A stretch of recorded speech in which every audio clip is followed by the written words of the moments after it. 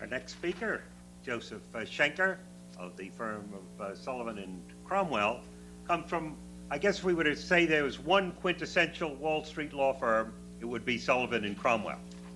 I remember growing up just around the corner from this school on West 11th Street, and family would look out the living room of our apartment house and say, across the street in that brownstone, that's old Mr. Sullivan's house.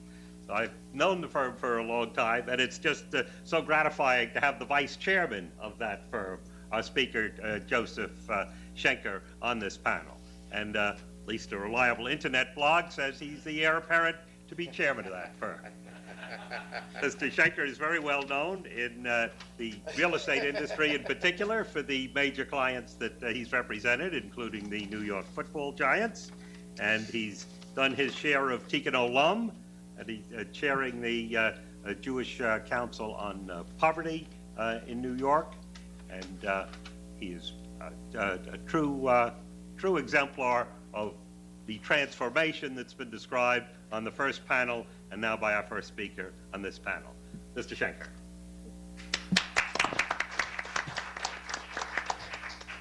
Thank you. We're all true. Well, the apparent better be true. I guess I did, when I agreed to do this, I told Suzanne that I'd been permanently cured of any interest in academia from having site-checked her article when I was a second-year student on the Columbia Law Review, and she had written her magnum opus, and it was impossible to decipher her handwriting. And that cured me for doing any papers. I never quite told you how I made up the sites I put in there.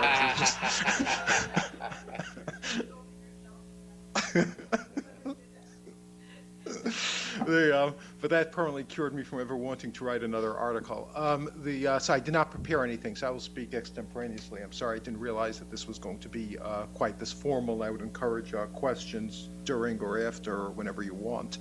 I thought I'd talk a little bit about Sullivan and Cromwell because I think its history parallels some of what you've been talking about over these couple of days, and also a little bit about my experience over the last 25, 26 years as a practicing lawyer and the changes that I've seen. Sullivan and Cromwell actually, as Ken said, started out as a Jewish firm, or at least as an upstart firm. Started in 1879 by Sullivan and Cromwell. Sullivan himself was a little bit of a unusual figure because he represented slave traders in New York. And actually was in jail because he felt that everyone was entitled to a defense and was put into jail for that defense. And the firm published at its 100th anniversary in 1979 a biography of everyone who worked there. And it's actually quite, my wife, who was a paralegal at S&C at the time, worked on it. It was sort of interesting how you could see the history of the firm through those biographies. Sullivan, Cromwell, first associate was a fellow named Isaac Carrillo. And it says nothing was known about his background or he went to after he was an associate. My assumption is he was a Sephardic Jew, but I don't know. But the next managing partner was indeed Albert Turetsky, and then afterwards his son-in-law Eustace Seligman. The clients of the firm were the Jewish investment banks, Lehman Kuhn Loeb at the time, Lehman Brothers Kuhn Loeb, Goldman Sachs, of course, which still is a client, James W. Seligman, probably the first Jewish investment bank. All the people you read about in Birmingham's Our Crowd were Sullivan and Cromwell's clients, as opposed to the firms or Emmett Marvin representing Bank of New York, or Polk in due course with representing J.P. Morgan and ultimately Morgan Stanley and so on. So Sullivan and Cromwell did have a history of Jews, although as a later chairman once told me, they were our crowd Jews, Joe. I'm not, and Jewish firms. The firm actually did change quite a bit in terms of the biographies of the people and who joined and became partners, and the associates and partners. Everyone is listed in this book. At the time that John Foster Dulles became chairman, and that was for a relatively long period of time. And it is amazing to think that it is not, he was Secretary of State in the 50s. That doesn't seem, even to me, that long ago, yet he was someone who never spoke to his sister after she married a Jew. Fact. And in fact, the character of the firm did change during that period, and I suspect, although I haven't done the academic research that you all have done, that that was coincident with a fair amount of growth of anti-Semitism at the universities in the United States and quotas on Jews in the Ivy League schools and so on and so forth. And that actually is what happened at the firm, too. In fact, the chairman of the firm, when I joined as a summer associate, William Ward Fauché, also disinherited his daughter when she married a Jew. But what's sort of interesting is Larry Tisch told me the story, that he was the president of the co-op, Mrs. Fauché was president of the co-op board of 1 67th Street, and they turned down Joe Flom for an apartment in that building.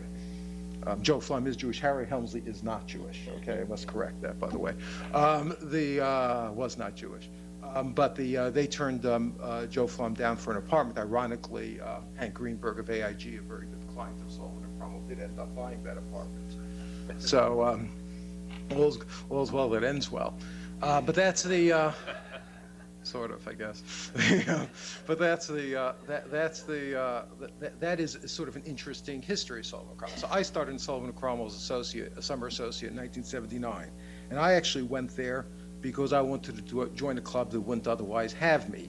In fact, most of my contemporaries at law school were looking at Wilkie Farr because you were there, and the clients were Etz Lavud and I think Bank Leumi, the Israeli companies. And since every Orthodox Jewish kid at Columbia Law School in my days' dream was to make Aliyah, they all said, well, the place to go was Wilkie Farr.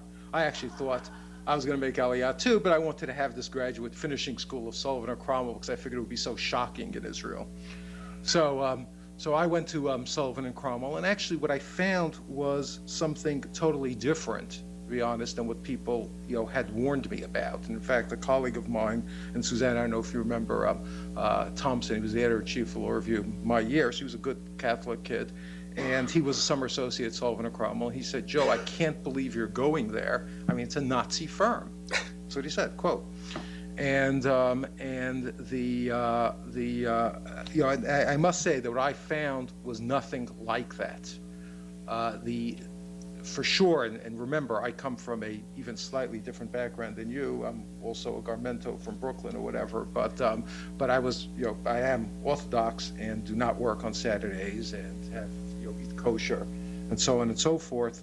And that was a little bit of a culture shock to some of the people at Sullivan and Cromwell. And I have, great anecdotes of the story of that law school recruits now tell me about of coming to me working on an A deal when I was a second or third year associate, and I told the partner in charge it was winter time, and I told him that I'm going to have to leave early on Friday. I could leave at 4. I lived on the Upper West Side, so I figured I'd get home by 4:20, and I could be back at 5:45. But I've got to be out those hours. He had never heard of the concept before, and he said, okay. And then he came over to me a little bit later and said, Joe, if you leave a little bit earlier Friday, could you come back a little bit earlier Saturday? And I said, actually, it's a very, very specific 25 hours, and I can't accumulate them to the end of the year either. So there was a little bit of that education. I remember when I became a partner at the firm, the person who was the head of the general practice group, which I was a part of, spoke, and he said that when I was a first-year associate, I hadn't remember that, I left him on Thanksgiving weekend at the printer. It was Friday afternoon. This man was in his late 50s, and we were doing a public offering. In those days, you used to go to the printer to actually print the prospectuses and so on. Happily, that's no longer part of the job. And my mother can never understand why I was always at the printer after sending me to law school. And but I left him there at the printer because it was, it was 4 o'clock again on Friday, and he spent all night at the printer doing my job. And as he pointed out, he didn't hold it against me.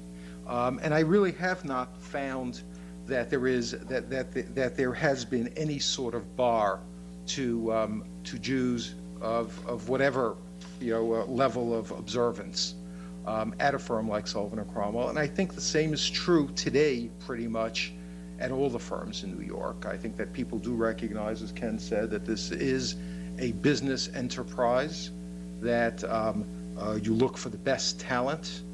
Today, Sullivan and Cromwell, like Skadden Arps, has many, many people in the hallways with yarmulkes, with tzitzis, hanging outside, with racing stripes, as I call them, showing through their shirts. That's an inside joke for some of you. But with all kinds of people, and the only requirement at all these firms, whether it's Skadden Arps, which I always did think was a Jewish firm, so I stand corrected, because that's what we always say at Sullivan and Cromwell, it's a Jewish uptown firm. But